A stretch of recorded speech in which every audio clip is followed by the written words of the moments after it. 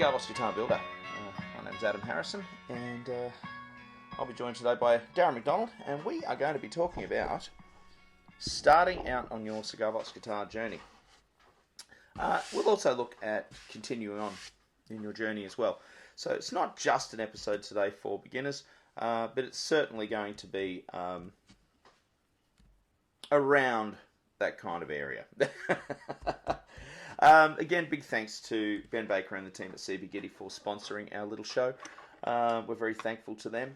It's been over a year now that they've been supporting us, and it is greatly appreciated, gentlemen and ladies in the team. So if you need anything from CB Giddy, please be sure to use our affiliate link down in the episode description.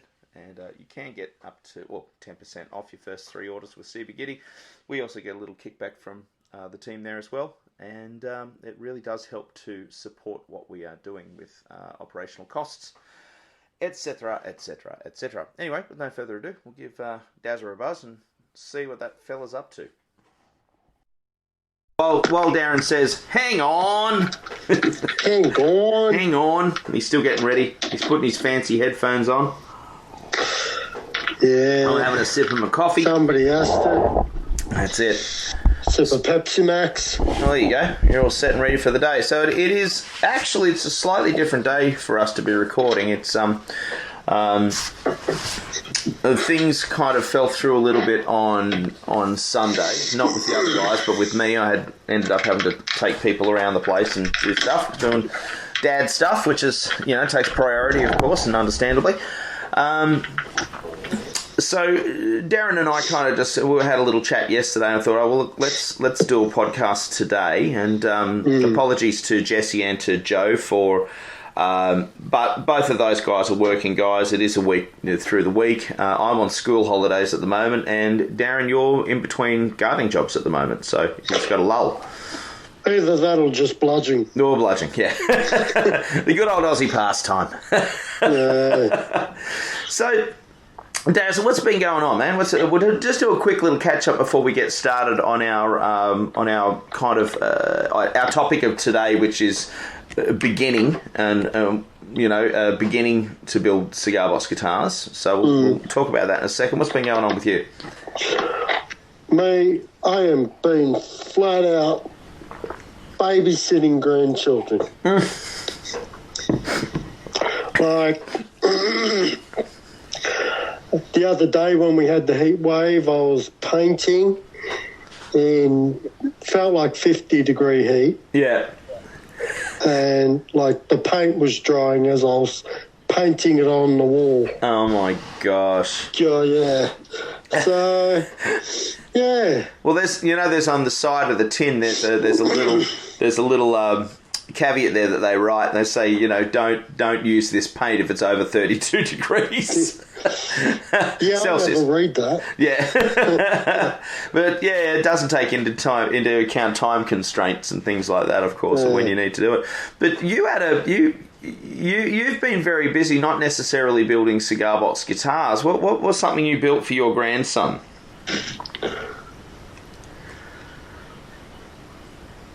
Oh, you mean the kitchen? The kitchen, man.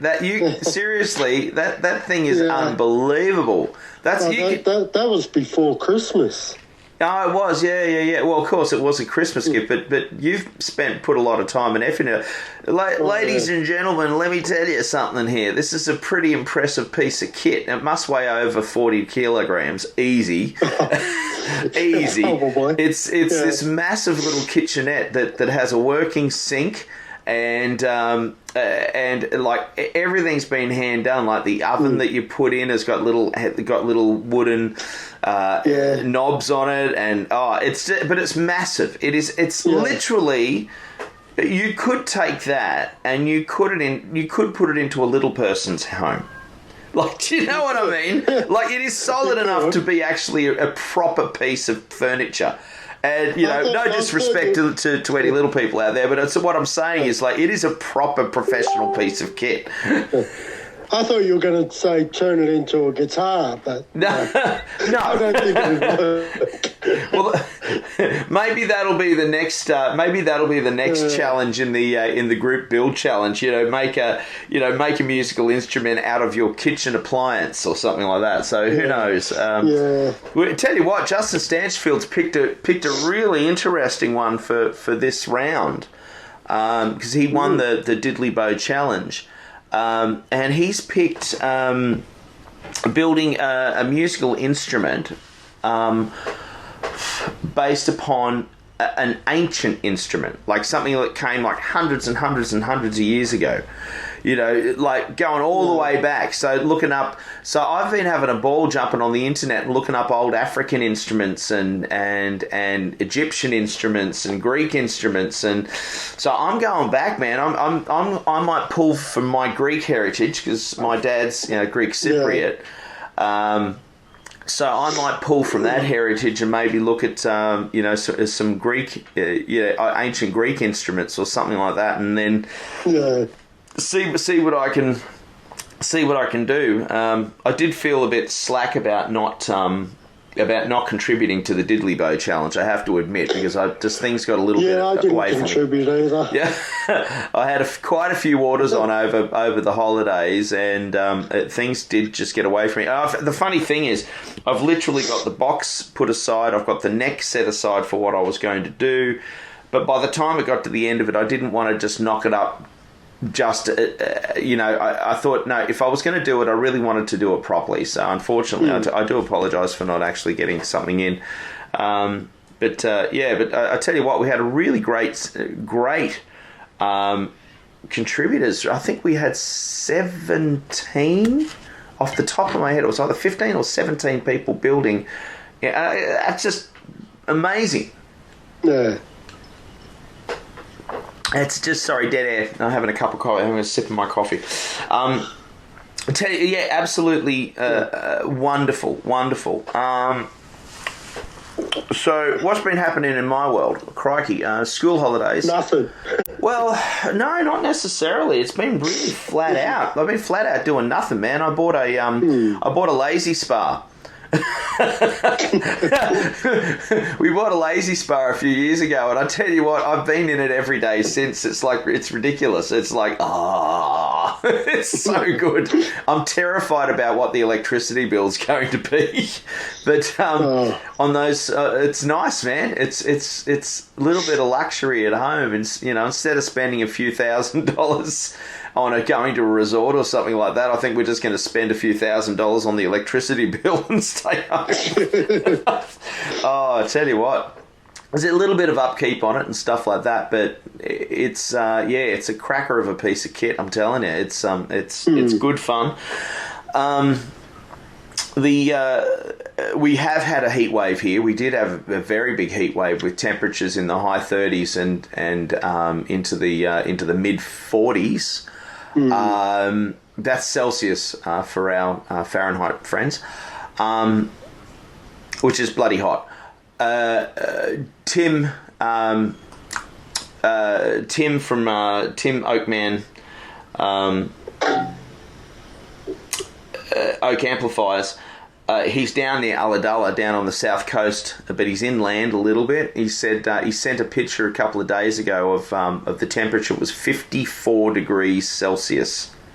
Oh no! 54 degrees Celsius where he was. It was just like, it must have been utterly stifling. It's like, I can't imagine. Like, I've been in 54 degree heat. I have once, or 52. I think it got to 52. It was a festival. We did a festival at Windsor, which is in Western Sydney.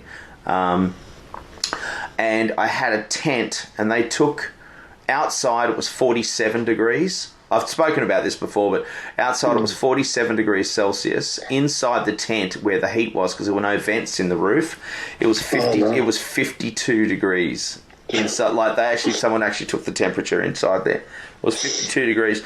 And And that's the real reason. That's the reason I never, ever use hot glue on any of my builds. Yeah. Because everything was falling off the guitars.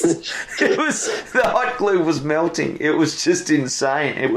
I had sound holes falling off. I had piezos not adhering. They'd come off inside the box. I had to, thank God I never seal my boxes up completely. I only ever screw them shut. So I was frantically opening boxes and using super glue to reattach piezos to the necks. And oh my God, it was insane. So, yeah. The funny thing about that heat wave, 2 days later, it was freezing friggin' cold. Oh, it's insane. We had the heater on, not last night, the night before. The day after the heat wave, I had the heater on in the evening, trying to warm the house up. We had the spa set at 34 degrees Celsius, which was just beautiful until you got out, and then you got, yeah, it was. I think we had 15 degrees Celsius. It was just insane. Jeez. It was It was just this fluctuation.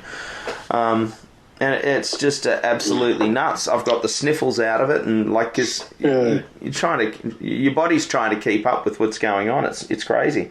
And then down in Victoria, they've got these absolutely insane bushfires that have just been horrible down there. So any of our Victorian listeners, our heart really goes out to you. As Darren and I both live in the Blue Mountains in Sydney, we know what it's like to go through pretty hard bushfire times. So. It's not a lot of fun, let me tell you. Anyway, the other thing I've been doing is putting back together my old hi-fi system from the shop, and I dug out the amplifier, which was a little Raypar amplifier, little 1970s solid state amp, and I got my record player out, my what is it, the turntable that a friend had given me, which is just a lovely piece of kit, and I didn't have any speakers, so I went to the Cancer Council up at Katoomba. They've got this great big opportunity shop, and I got a pair of speakers. I got a pair of Sony speakers, just like about that big, kind of slightly bigger than desktop size. I'll turn you around so you can see it. There you go. Jeez. And I got them for $6. And my son's there, and my son's eyes, he'd never been there before, his eyes just went wide, and he saw this subwoofer for $15. He's just going, "Dad, can I have a subwoofer for $15? I said, yeah, why not? So we got him a subwoofer for $15, and two of these big ass ugly kind of silver looking speakers, those big chunky looking modern things, which all of the, as far as we know, I know the speakers work fine, but that'll actually go really nicely because his grandfather passed away about a year or so ago, and had left some old stereo equipment. And so he actually ended up with this pretty freaking cool stereo receiver, with built-in amplifier, and a tape deck. And he's got, which works out really, really well because just recently we had someone locally basically giving away boxes of cassettes. They just literally just giving them away. They were going overseas. They were leaving, not coming back, and they couldn't take all their cassettes with them. So he's got like Fleetwood Mac, and he's got all this classic rock. It's just all classic. It's all dad rock stuff, But he's got all of these cassettes. So we just need to make sure. We just need to try and track down a cassette cleaner, which Metho and a cotton bud will do the same job. I mean, you remember that? You remember fixing up your tape decks and. I'm so I'm looking around. As soon as they broke, I got a new. Well, I've got a tape recorder. It's huge. It's about 30 or 40 centimeters wide. Like, it's a big chunky piece of kit. And the tape, it's one of the ones where the tape, you put the tape in on the top, flat, and then you push it down. But it's a full-on tape recorder, so you can record your voice and listen to. But it's not. It turns on, but the motor may have gone or the something. So I would love to get someone to have a look at that, because I'd love to hook that up to this. But then I was scanning eBay last night, and there's someone's giving away not giving away, but they've put it up for auction. A Marantz amplifier, speakers, and a CD player, like a CD. This is all separate hi-fi units.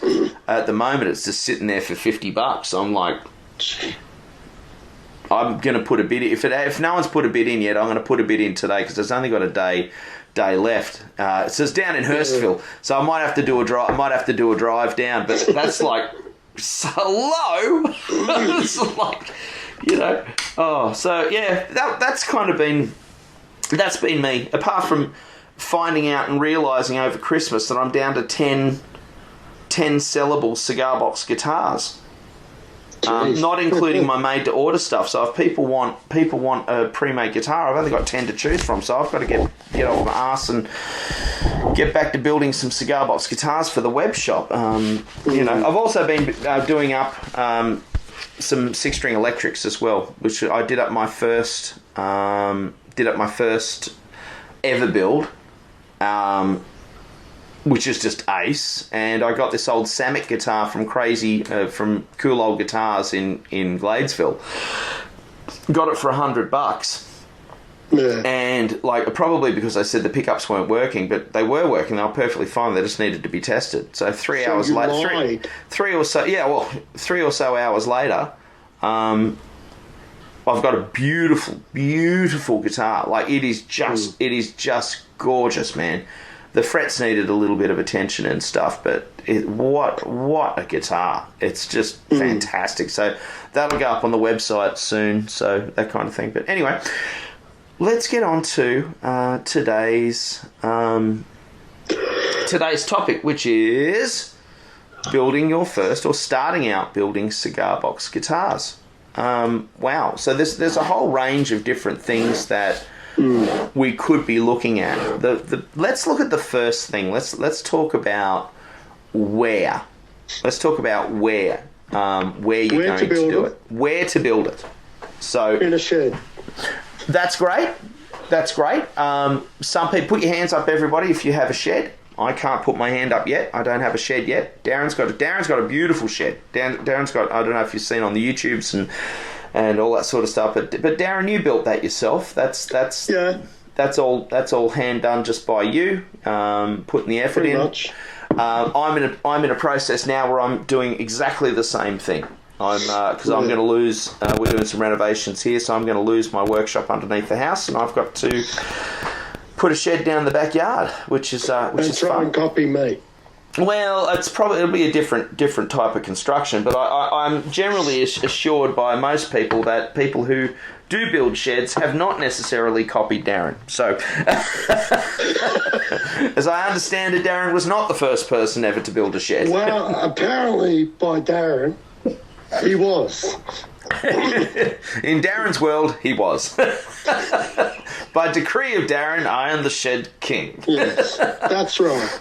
So yes, I'm really excited about it. I've been looking at, I've been watching a lot of videos, YouTube videos. I've struck upon one which was I can't remember his name now. He's got 1.2 million subscribers. He basically is an American bloke who owns a butt ton of land over in America, and he builds sheds all over them. So and he's been basically building sheds for 25 years. So I found a design that I really liked that was relatively easy. It's non-permanent, so if I needed to pull it down, or if we moved or whatever, man, there is I've the been option. Building sheds for 20. And we've got Darren. Darren's going to help me out as well. So a lot of people have sheds, but most of us don't. Scotty Tebow. Let's bring up Scotty Tebow. Scotty Tebow, when I first started building cigar box guitars and I got on the internet, Scott was one of those people that I kind of connected with first. Scott lives in Canada. And if you're listening, g'day, mate. as Scott hasn't built cigar box guitars for quite a while, things changed in his life and things like that, and he's moved on to other things. However, I do remember conversations with Scott, and basically he would build cigar box guitars on his washing machine.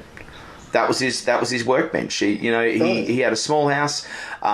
He lived in Canada, where in the regions where he was, when it was winter, you couldn't go outside and build anything. Like, it was impossible to build outside. There was no, like, going into a shed could be a life and death decision. So it's one of those things. So he would actually build, just basically use his washing machine as a workbench, that type of thing.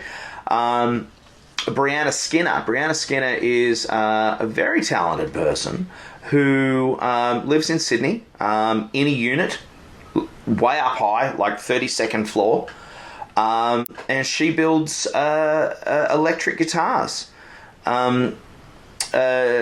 She builds using kit bodies or premium bodies from, like, Fender, or she might contact, she goes to the companies, gets Fender, like, gets all the kit, like, does it all. However, she also does her own painting as well. Okay. So she uses her balcony and a kind of a communal work area, or a caged work area down underneath the building.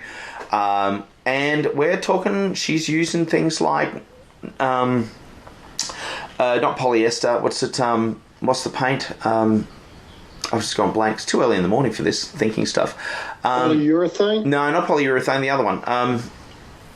The classic one. Oh, God. Oh, what is it called? The other paint.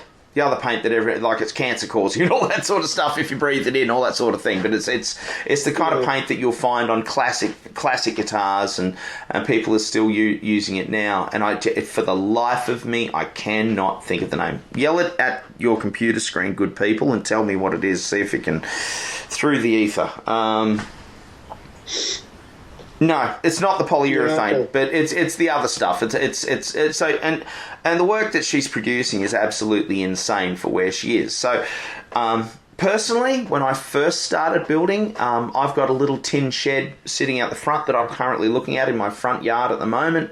It's where I store everything. I basically had a workhorse that I had in there. This is when I very first started building electric. I built my first electric guitar, and it took a whole year. And I spent 30 minutes a day basically with hand tools, and we'll talk about tools in a second. But I basically, just on sunny days, I'd stand out the front and I would use one of those workhorses. I'd open it up, and that was it. That was my office. So the big thing is, you don't need, especially for cigar box guitars, let's be very, very, very honest about this. It's not like building an electric guitar where you're using, you need a bit more room. You might need, slightly more specialised equipment. Where cigar box guitars can be very simple if you allow them to be very simple. So use anywhere you've got. I suppose that would be the message. If you're in a unit, use your balcony, or use a communal work area down below or something. And to be honest with you, Brianna lives in, like, she doesn't live in a big unit. It's kind of like a 1-bedroom unit. It's prime position in the middle of the city, but you pay for you pay for it with your space. So, like, if she can do it, and if she can do the work that she's doing there, it's just testimony to the fact that you put your mind to something, you can do it. That's the thing. So, space could be anywhere. It could be on, a lot of people do it on their kitchen bench. I know a lot of pedal builders, basically, effects pedal builders, started out working on their kitchen bench. They're drilling enclosures, they're working with solder, if you want to do it, you got to do it. My suggestion would be, if you are in an enclosed environment, and especially if you live in areas where it does get very cold and you have to have be in an area that is enclosed to be kept warm, my suggestion would be to watch out for things like oils, paints, some glues, anything that causes a vapor or an odor. be careful of the timber that you're using if you're sanding, because some timbers can be carcinogenic. They can be not necessarily great for allergies. So talk to your partner. Let them know what you want to do. My suggestion, and just approach it with a little bit of common sense. Anything you can do outside, and maybe final gluing and things like that. It's up to you. Be sensible about it, I think, would be the big thing. Tools. Now I'm looking behind you, and yes. I'm inside, but you know what my workshop's like. It's funny, because you still got that rusty chisel. Yeah, man. Yeah, I've got all that stuff. Well, that's just sad, Adam. Look, here's the thing. The funny thing is, though, if you look around the workshop that you've got there, right? Yeah. If you look around there, and then if you look around my workshop, right? Yeah. I would probably only use about 10% of the tools that I've actually got up on display. Yeah, that's the truth. That's the truth of the matter. When you go and buy like screwdriver kits, right? For example, or chisel kits, or electric drill sets. You're probably going to find, and I apologise to our American Imperial. Not leaders, but Imperial users. If I do talk in millimeters, the realistic thing is that you can buy a lot of this stuff individually. You don't have to buy great big kits because of all of the screws. I basically use 1.5 mil. That's for usually side dot markers or for the screws for the machine heads at the back. 2 mil. I usually use 2 mil for pilot holes for self-tapping screws. 3 I will generally use, this is in millimeters, 3 I will generally use for the holes for the pickup screws. The two main pickup screws that attach to the springs that hold the electric guitar pickups. Yeah. Then you've got, and also I generally use 3 for the cable that goes from the earth cable from a bridge, for example, to. So I use that. I'll use a 4. And I'll generally use a 4 for the rivets that I use in the rear of the guitar to mount the strings to the rear of the neck, to the neck assembly. And then I'll jump from 4. From there, I will generally jump straight up to a 7.5. Now 7.5 I'll use for the, again, millimeters, people. I'll generally use that one for the potentiometer hole. So to screw the holes in for potentiometers, I'll use an 8, and the 8 I will generally use for the bushings for acoustic tuners, and then I jump from an 8 up to a 10. All right. So I'll go from that to the 10, and that's usually for output jack hole and for the larger machine heads, the enclosed machine heads, like electric guitar machine heads. So if you think about a set of string, a set, you've got 1, 2, 3, 4, 5, 6, 7. Now that's 7 drill bits. Mm-hmm. All right.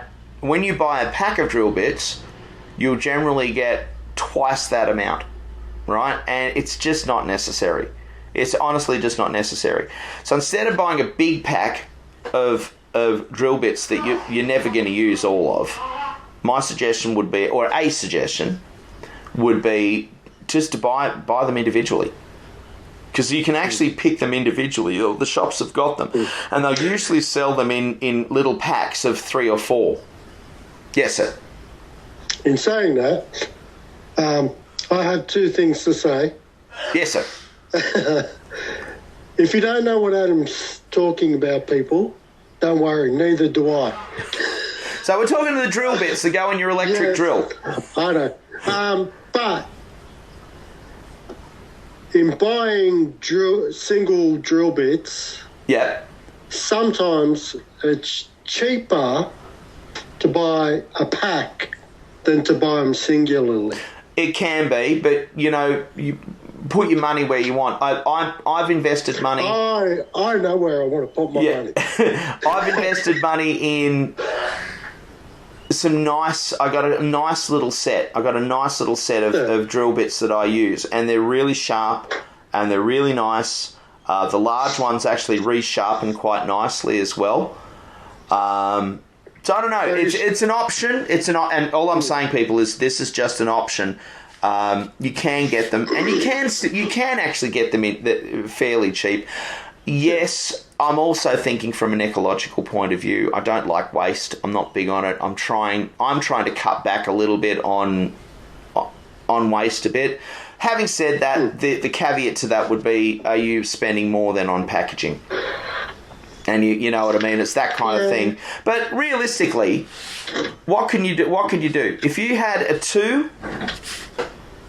If you had a 2, if you had an 8 and a 10, realistically, 2, an 8 and a 10, you could start with a 2, an 8 and a 10. If you didn't have a lot and you had to scrounge and scrummage, the 3 drill bits, that would be fine. You can use hand drills. Hand drills are fine. But I've got so... Yeah, I know. That's what I'm talking about. Let's look at all that waste. Obviously, but that's no waste. Yeah, but you don't use all of those. Yeah. You don't use everything. I use everything. You use everything. There is no amount of tool that I don't use. I am. Look at that. I'll put my... Look at that. Jesus Christ. All right. So what Darren's doing? Darren's walked over to his tool chest at the moment, and he's opening the drawers. Right. And there's more tools than I've ever seen in my life, and I will guarantee that you don't use all that shit. Yeah, most of the time. Jesus. All right. Start off with, look, and yes, you can go out and get it. That's how I built my shed. I like the idea of one of the things that I like is that I'm trying to, in my life, I'm trying to reduce clutter a little bit. So I'm trying to just get out those things that I specifically use and get rid of everything that I don't use. So for me, the drill bits are one thing. Anyway, look, yes, you can just go to your local hardware store and just get a cheap set of drill bits. They're inexpensive, but you will find that you'll probably only use those ones that I mentioned or their imperial equivalent. Other tools. Okay, so you got drill bits. The other thing would be obviously a couple of different types of saws. Now, if you're starting out, you may not want to invest in electrical equipment to start with. You may not have room for electrical equipment. So a couple of saws that I would suggest would be a coping saw. Yeah. I've got one of them. Yeah, coping saws. I've been using my coping saw a lot, especially since my my bandsaw has basically shit itself. Did you look after it though? No. It's been horribly neglected. In fact, the more that I'm building, the less I'm actually using it. So it's almost becoming superfluous in a way to what I actually need. So a coping saw is great. Coping saws are fantastic if you want to cut headstock recesses. Yeah. If you want to cut out the holes in a cigar box to accept the neck, they'll go around corners. You can do shapes. You can cut headstock angles. There's a whole range of things that coping saws are really, really handy for. They're better for the more delicate work. I wouldn't be cutting anything thicker than 1.5 centimeters really. I used one just recently to cut out the shape of a 6-string guitar headstock that I was working on. It worked fine. It needs sanding. So coping saw is the first one. We'll talk about sandpaper in a second. Coping saw is the first one. The second one is just a normal handsaw and miter box. So you can get those really inexpensively from your local hardware store, and they usually come in a set. You'll get a little miter box, which is really handy, and a miter saw. And a miter saw is kind of the squarish looking one. Miter saws are fantastic. They are really brilliant pieces of kit. You can use them for a whole range of different things. The biggest thing really I would think would be to cut box corners if you needed to. Cutting off on a nice straight angle. Obviously for the top and bottom of your guitar if you wanted to keep it nice and straight.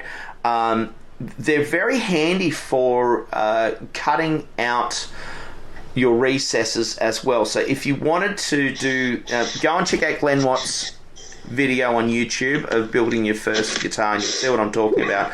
But you can use a miter box to actually cut the if you want to lower or thin out the length, thin out the thickness, for example, of your neck tenon that's inside the box. Go and see what Shane Spiel does, how he recesses his necks to improve acoustic volume. You can actually use your miter saw and box to actually cut those little recesses in the neck, and then use a chisel to basically hack out the timber you don't want. Which brings us on to, so that's a coping saw and a miter saw, and really that's kind of the two saws you really need. You know, you can do everything by hand.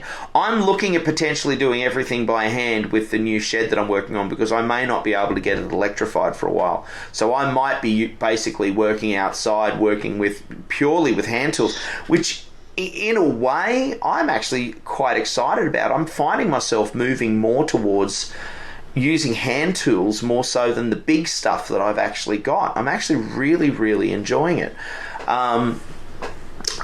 So after saws, files. You've got to have files. You have to have files. So that'll probably take you, like using hand tools to make a guitar, probably take you 6 months to do one guitar. No, man. No, it's funny. It's because with cigar boxes and cigar box guitars, because you're dealing with shorter amounts of cutting. You're not cutting out large guitar bodies or reducing thicknesses on large planks of timber. You're using smaller pieces of timber, thinner pieces of timber. You're using plywood. You're using even building our rustic styles of guitars that we build. You could do it the whole thing with hand tools. In fact, here we go. I've got this guitar here, my Black Pearl guitar. There you go. That's been built using a piece of Meranti for a fingerboard. This is a fretless instrument I'm holding up and showing Darren. It's reclaimed timber for the neck. I haven't used a table router. You can see it's slightly squared off just here. Everything about this guitar screams handmade. Like, it is literally a handmade instrument. And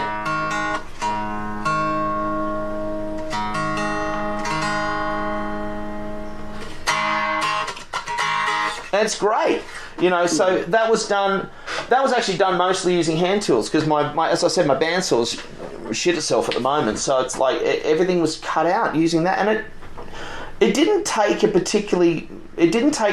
much longer. If you're building guitars on the scale of Mike Snowden, for example, you know, where you're building 10 instruments at once, you need an electric shop. You know, you need to be doing that. But if you're doing what you and I do, which is, you know, being creative and going down and just building something and going, wow, look what I made, you know, that's me. Yeah, like for me, I wouldn't do anything by hand. Yeah.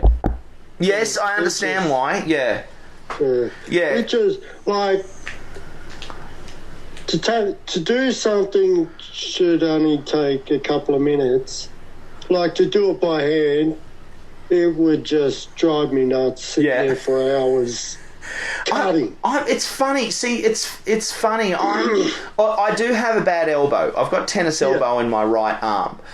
So I find doing fretwork, that repetitive strain of moving back and forward, I can find that with sawing. I can find it on some days a little more difficult. I'm probably going to get myself an arm brace. I might end up with a brace or something, but it's getting better. I've been exercising and looking after my diet, and I'm finding that my elbow's actually been better. I've been doing a hell of a lot of physical work, like lifting large amounts of timber. I've had to take timber from the front of my property to the back of my property where the shed's going to be, lifting heavy bulks of timber. My elbow has generally been really good, so it's keeping strong. A lot of people, if you do get a shed, or you're like Alex Lechner, for example, who's got that great big shed that he has there, or Joe, for example, who's got his shed. Jesse's got this big area. Yes, having power tools, like Tim the Toolman Taylor. I don't think so, Tim. That's obviously, that's like, there's nothing like firing up a bandsaw to get the blood pumping and the concentration going, But I don't know. I'm slipping back into this kind of this real love of doing things by hand. Anyway, so that's cool. Like I've seen videos. But we're talking about. Sorry, Darren. Yeah. I've seen videos of people. They get this big chunk of hardwood, and they go there with a little tiny saw, cutting. Oh yeah, no. It's there. You got. But that's usually wrong tool for the wrong job. Yeah. Wrong tool, wrong job. If you look at Carmine Street Guitars, if you go and look at Carmine Street Guitars in New York City and you watch Cindy Huledge, who's this small woman, and she's working with these massive pieces of timber, these massive pieces, all these oak, this massive pine, not oak, these massive pine beams which have come out of buildings. And she and Rick Kelly would be nearly 80. He must be. He's just had his birthday. Yeah. And Rick Kelly's not necessarily a young man. And if you watch those two unlikely people working with these heavy timbers, they do it with ease. Well, ease. Yeah. And I'm doing ease with inverted, inverted speech marks or whatever. But they're using the right tools. Have a look at them. Go and watch the videos of how they're cutting this stuff. They're cutting it by hand, but they're using these massive saws, right, with these sharp teeth, and they're allowing the saw weight to cut through this timber. And this is old growth pine. This isn't soft white pine that you just get from your local hardware store. We're talking old growth pine, which has been maturing and it's been gassing out and it's been losing its moisture and it's been crystallizing and doing all of this stuff. And it's been holding up buildings in New York City, but they're using the right tool and they're using the right technique. When you watch her cutting that wood, when you watch Rick Kelly cutting that wood, and they're using that massive saw that they've got to cut those enormous chunks of timber, that's why they can do it. If they sat there with a normal handsaw, you'd do yourself in. You just wouldn't do it. But when you're using the right tools, and they of course have a full working shop with they've got router tables and pin routers, and they've got all this old stuff there that definitely makes life interesting and would be heaps of fun to use. But we're talking about just starting out. So all of that stuff's generally not necessarily files. You definitely need files. You need a rough file. You need a smooth file. And if you can get one, get a Japanese Shinto rasp. All right? Japanese Shinto rasp is a file that's made out of crisscrossing hacksaw blades. All right? And it is absolute. They are a godsend in your workshop. So if you want to round off necks, if you don't have access to a router table or a router, it is the best way to remove large pieces of timber. Get yourself a hand file, a hand planer. A simple number what number is it? Number 2? Stanley hand planer. You can get them anywhere. You can get them at your local hardware shop for next to nothing. I mean, they're not expensive. I use mine all the time. I put oversized fretboards on. Yeah, perfect. What number's that? This is... What do you got there? Oh, He's just having a look. It's the small. It's about 30 centimeters long or so. Just a simple hand plane. I've got one. This is a jack plane. Jack plane. That's it. Thank you. Yeah. All right. So it's a jack plane, and they are wonderful. I use mine all the time, and I usually use mine for. I generally, when I put a fretboard on a guitar neck, it'll be oversized. So then I just put it in my vise, and I just take off the excess material and take it down to the same length. I use it all the time, and they're great. I just found the number. What is it?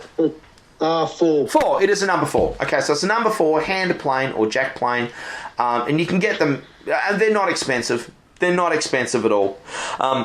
They can be. They can be insanely expensive, but you don't have to spend a lot of money. Hammers. Grab yourself a hammer. Always good to have just a medium-sized hammer. Nothing too heavy. Something that'll drive a nail if you need it to. Obviously, you can get electric drills now. Like, I'm not kidding. I went to Big W 12 years ago, and I bought it was $40 for a set 12 years ago, and I got a what's the bandsaw, the round saw? What are those saws? Those things with the big circle. Yeah, the saw. What are they? Like a table saw, and you got the saw that's in a table saw. What's that? I can't remember the name. That's a circular saw. Circular saw, thank you. So I got a circular saw. Yeah. It's called a power saw. Power saw. Okay. So I got one of those, which if you don't have a table saw and you want to cut fairly straight lengths, you can actually do it with that because of the saw blade itself is a straight line. You can actually cut up that straight line. It's possible to do that, and then use a hand plane if you wanted to, just to get it to some sort of to get it to that thickness that you wanted it to get to. I bought one of those, and I bought an electric drill, both cable, obviously, and green and ugly. And you know what? I'm still using them to this day. I still use them. They were $20 each. I've never replaced the blade on the saw ever. It's never needed it. It's brilliant. Like, it is. They are absolutely essential pieces of kit. Just hearing you say that, you've never changed. I can hear my power saw sitting on the bench shaking. But it's true. Seriously, you have to learn how to look after your tools. I've never ever replaced that blade. It's just sad. And it just and it's noisy and it's wonderful and it's I got no idea. I got no idea how to change it. It just goes and goes and goes and goes. And it was $20. You have to come to my shed to get a rundown on how to use a shed. Why don't we do a video on that maybe one day on updating tools and things? We might be able to do that. All right. So saws, jigsaw. You can get a jigsaw, obviously. Coping saws and jigsaws are almost the same thing. Just the coping saw, obviously. I have several. Yeah. I've got one, and again, this is an old one that I got from. I actually bought it from the reject shop. I bought it from like one of those $2 stores, right? I think it cost me like $15. And all I do is just change the blades every now and again. And mate, it goes. When I need one, it just goes. And in fact, I'm going to be honest with you. There's a jig that you can actually use to turn your jigsaw into a bandsaw, because I'm thinking I'm not going to replace my bandsaw. I can't be bothered replacing it because I just don't use it very much. So, and you actually mount it upside down on a board, and you actually cut. Like with the blade going up like that, you can actually cut. Yeah, I've tried that several times. I might give it a go. I've got one of those little workbenches. Yes. The Black & Decker. Yeah. And it has the 2 windy bits on the outside. Yeah. Oh, and you just wedge it in there. Yeah. Oh my God. Sit it flat. and squash it together. There you go. Off you go. Gee, well, there's this, and this is the thing, make it work. Just make it work for you. So we got saws, we've got drill bits, we've got obviously hand drills. Whether or not you get a cheap hand drill, you can get these drills cheap as chips anywhere. Even for Christ's sake, IKEA sell them. IKEA sell little toolkits, and you can build a guitar. No, but do you know what I mean? But you could use one of those toolkits to build a simple cigar box guitar. You could, apart from the fact that it doesn't have files and stuff. Sandpaper, because you don't want splinters. Sandpaper, I use 250 grit. And I use 120 grit, and that's the only sandpaper I use. I don't use anything over 250. I don't need it. You don't need it. In fact, I use 80 grit. Yeah, 80 grit's great just to hack away large amounts of what you don't want. The other thing you can get if you wanted to, and you can get that. You don't have to get these brand new. They are around. If you have a little look and you go to like bric-a-brac stores, or you go to like boot sales or to markets, go and have a look at those guys selling old tools. You'd be surprised. A spoke shave. Yeah. A spoke shave is really handy for hacking out large amounts of timber off your neck to round out a neck if you wanted to. So I've got a spoke shave. I need to all my blades all need sharpening. I'm gonna have a weekend, like a mental weekend, just sharpening chisels and blades and things like that. Really? I want to. I did it 8 years ago, and it was a great weekend. It was like a festival weekend. It was fabulous. That's the thing. It's like a lot of these tools are just quite like quite common sense tools. Things that cut, things that remove excess material, things that are going to put holes in stuff for machine heads. And rivets. Oh, get yourself rivets. Get yourself a whole heap of rivets and a pair of heavy pliers. I've got videos on my website. You don't have to buy rivets at all. The bushings to hold strings in the back. You don't have to buy those. You can if you want to. I just buy rivets. I've never bought bushings for cigar box guitars. Even on the electric guitars that I build, I still use rivets. Like they're as cheap as chips. You buy the 4mm rivets with the 4mm 4x5. I think they're 5mm deep, 5mm long, and 4mm wide. And I just use a 4mm drill, and all you do is you remove use a pair of pliers, you smack it on the table, you remove the pin, chuck the pin, or use the pin for frets if you wanted to do an old style cigar box guitar. If you wanted to, whatever you want to use them for, chuck them, whatever. I went through this insane stage of actually cutting them into small pieces and using them as neck dots. That was insane. That was just, and then I put it on my sanding station. The sparks were going everywhere. So I sanded it out. Yeah, don't do that. Well, my first guitar, I got the flathead nails. Yes. Yeah, I thought it'd be pretty cool to cut the ends off, put them on the fretboard.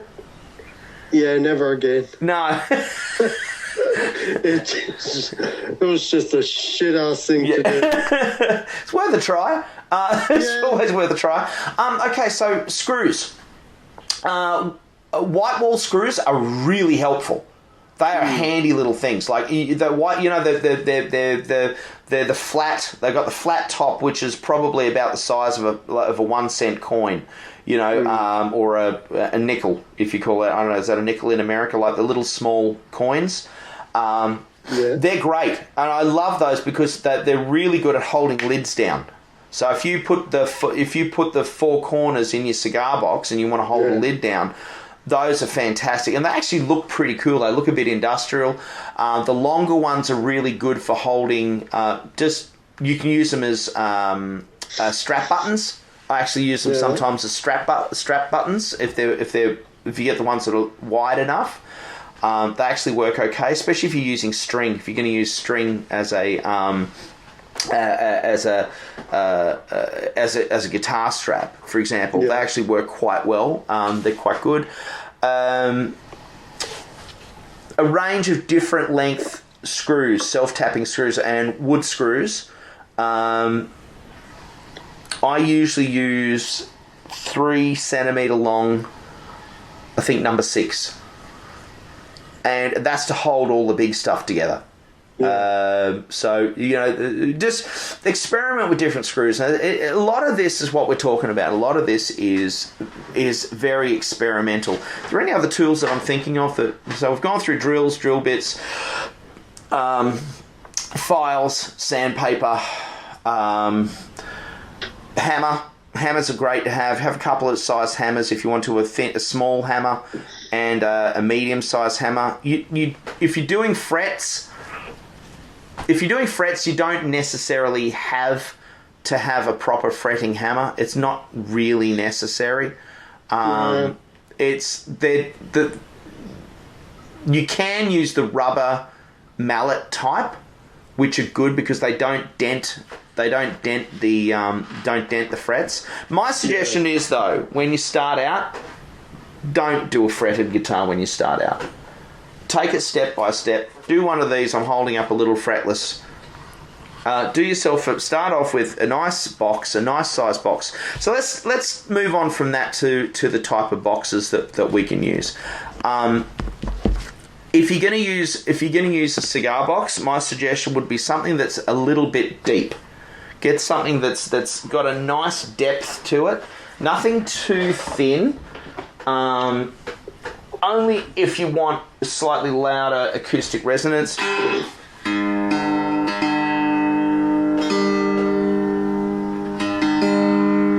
So I've got a punch box here. These are the Royal Coronations, punch 25 Royal Coronations.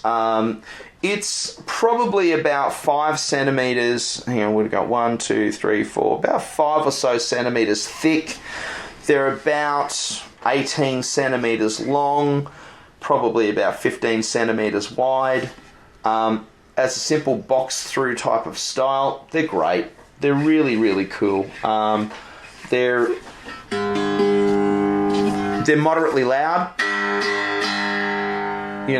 This is a slide one that I've got here. I'm really into building slide guitars at the moment. I'm loving slide. I was loving it again. And it's a good size. It's a good size of box to actually use. They are great. A bigger box can be quite handy. Use one where if you can, the thing that's good about the Romeo Juliet boxes and the punch boxes is that the lid simply sits on top of the box. When it closes, there's no overlap. There's no extra thickness to cut through. Some lids have their own thickness and have their own rim. They can be a little harder to work with. Maybe try not to use cigar boxes that have a curved top. Only because it adds to the complication of the build. To start out, and the thing is, the Punch and Romeo Julieta boxes, they're usually and the Party Gas boxes as well. Those yellow Party Gas boxes are probably the most prevalent. They're probably that you'll see more of those probably than anything else. And I've got to be honest with you, they actually sound really, really good. They're actually made using plywood. A lot of your very fancy looking cigar boxes are actually made using MDF. And I'm going to say this, I don't think MDF sounds as good as ply. I think MDF is they're a bit thuddier. Solid timber boxes sound great, especially if they're made of cedar. They are punchy and lively. Every time I won't not use MDF boxes, but I usually use MDF boxes for electrified instruments, as in where I use electric guitar pickups. Because I just if you want an acoustic instrument, especially if you're using a piezo, or you want to play it, or you figure, okay, even if I put a pickup in it, I'm probably going to play it mostly just sitting in the lounge room, just sitting quietly. My partner's not necessarily going to want me wailing through an amplifier 24/7. Probably not. That's the thing. So and most of the time, let's be honest, when we pick up a guitar, I don't know about you, but when I pick up a cigar box guitar, I sit there and basically just I play acoustically, that type of thing. Well, yeah, pretty much. I very rarely put it into an amplifier. Yeah. Unless I have to. Yeah. That's it. Playing live is a different story, but we're talking about starting out. So those boxes would be the boxes that I would suggest. And especially if you're in America, they're very easy to get. Even in Australia, yes, they can be more expensive if you jump on eBay and stuff like that. But go on Marketplace, go on Gumtree if you're in Australia, and and on eBay. Like you can get cigar boxes. It took me a few months, but I've put together actually a really, really good stash of cigar boxes. We were given some. Darren and I were actually given some very kindly by Gavin Favell from Gavtar Guitars. Who I don't know if Gavin's going in a different direction or if he was just feeling very very generous. Like you and I sat back and just kind of our jaws hit the floor. But that was very kind, as well as some bits and pieces. Reach out to your community. Reach out. If you're in the group and you, for example, obviously you're probably in the group. If you're not in the group, go and sign up to the Cigar Box Guitar Builder. It is a private group, but we'll give you a thumbs up. Just remember to answer all of the questions so we can give you a big thumbs up. We've had a nice little influx of people coming through and real people actually filling out the proper stuff, which was great. Talk to the people online. Alex does that a lot. Braden, 66 Salvage, also does the same thing. American Heritage Guitars. These guys are all talking to each other and sharing equipment and sharing, someone needs a particular thing. It's like, these guys are real rustic builders. These guys are not necessarily people who will go to their local luthier store and look for the latest fandangled equipment. They're building totally recycled instruments using whatever they can get their hands on, and that's beautiful. Talk to people in the group. If you're new to the group, introduce yourself and say, hi, I'm from this region, I'm from Bathurst, or I'm from Denver, I'm from Budapest, I'm from, or wherever, it doesn't matter. Hi, I'm in the group, I'm here, and I want to build and I want to connect with some people. So talk locally with people, and you'll make friends. You'll make friends in this group. It's a really, really nice place. That's the easiest box. Wood, obviously, look, oak and pine are really, really, really easy to get your hands on. I have nothing against using white pine for a cigar box guitar neck, as long as you're not hacking it out. I'm going to be honest with you. I've built heaps of guitars using white pine. You've got to keep it thick. You have to keep it thick. I would put on, don't do any recesses in it. But I've had guitars come back after 10 years, and that I've seen, and they're in the same perfect condition that they were when I built them 10 years ago. Don't put like the heaviest string, because you're going to get a bit of neck pull that's going to pull the neck up a little bit. But even if it does, if it's a fretless instrument, it doesn't really matter. But use a sensible gauge of string, and what sensible is, because if you sit there and you strum the strings will move really, really comfortably and easily. Like if you're looking there, Darren, I've got a nice amount of give. These are probably on the tighter side for this instrument. But that's, use a bit of common sense when it comes to what you're doing with the timber that you're using. Oak also is brilliant, whether it's red oak or white oak. It's also very easy to get from your local hardware store. And the other thing is, if you're in America, everyone over there uses poplar, and poplar is a great material. I've managed to grab myself a stash of timber. I've got myself a whole heap of cedar. Now, cedar is a relatively soft timber, but it makes beautiful necks, really resonant necks. But again, I will use a fretboard on that just to give it a little bit of extra strength. And I usually, with something like cedar, I don't cut any recesses in it. I'll have it sitting directly under the board. You know, and even if anything, I'll generally put a little piece of timber underneath inside the box, just to lock it in, just to give it that little bit of extra support. Use pine. If you want to start off and you're not sure about the tools you've got, or you've got old tools which are maybe a little bit rusty, use pine. It's an easier timber. It's an easier kind of timber to cut. You know, it's make the first guitar, and then you could decide upon going into a harder timber later, as in harder to cut, harder to sand, that type of thing. Dust masks. Try and use dust masks if you can. If you're using anything like blackwood or stuff like that, timber dust can be carcinogenic. So it can also absolutely rip your lungs to shreds. Don't end up with chest infections because you're not looking after yourself. Make sure you're working in a airy zone. Like, make sure you've got a lot of air around you. Don't sit there working in wood dust. It's very dangerous. If you're cutting stuff, I know, Darren, you cut a lot of your stuff outside your shed. You don't cut a lot of your stuff inside. Before I started moving other stuff into my shed, I did cut in here a lot. Yeah. And you found it, especially with the four walls around you, though, that the dust has got nowhere to go. So you need... you know, like, I've got 3.6 between the walls. Yeah. So that's a lot of room. Yeah, it is, but it's also it's amazing how many dust particles get into the air, though. And generally the door's open. Yeah, you need that cross ventilation just to kind of clear it out.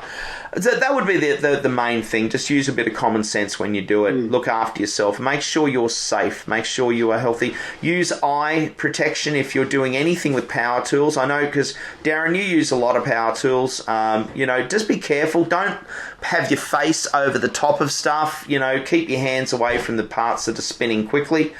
You know, that type of stuff. If you have any questions, please ask the group.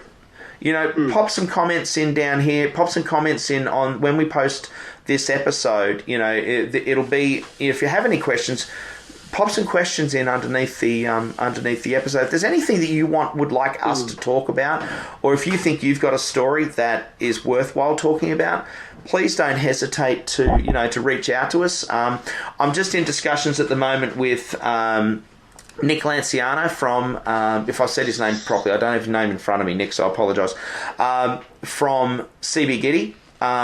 So we might be having a chat with Nick very shortly about what's going on over there at CB Giddy. If you're not affiliated, obviously, with CB Giddy and you still have a story to tell, please tell us.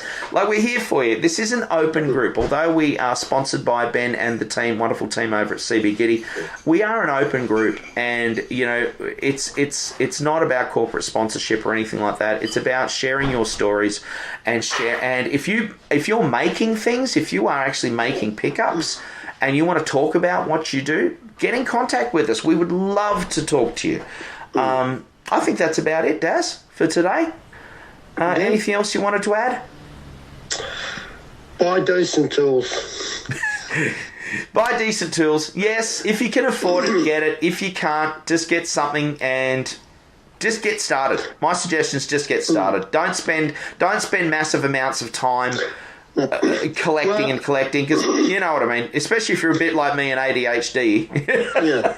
Well, even if you can't buy good tools, don't settle for the cheapest, because they're generally made out of a metal that's not really good.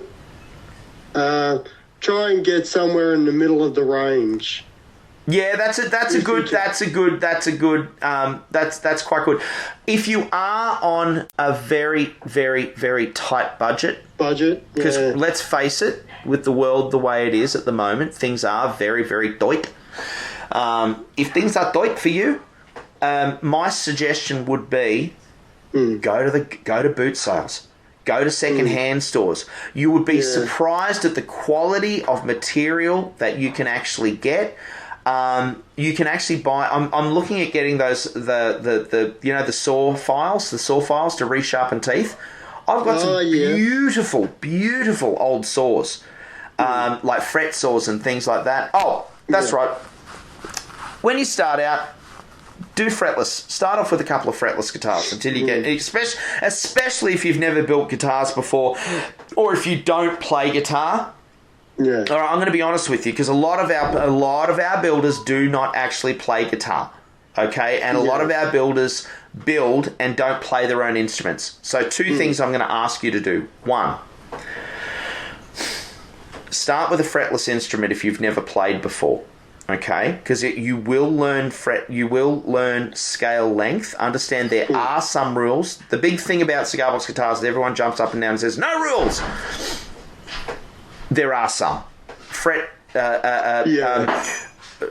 distances from the nut. That's got to be pretty accurate to make sure you're playing intonating well. So start with a fretless instrument. That is my suggestion. Even to the point where you could start with an instrument of any length, any scale length that you want, that's a comfortable. If you look at the box and you look at the neck and you think, I think that neck's a nice size for that box. Okay, I'm going to do this. I'm going to put some tuners up there. Start with a diddley bow. If you want to start with a diddley bow, start with a diddley bow. It's a one-string instrument.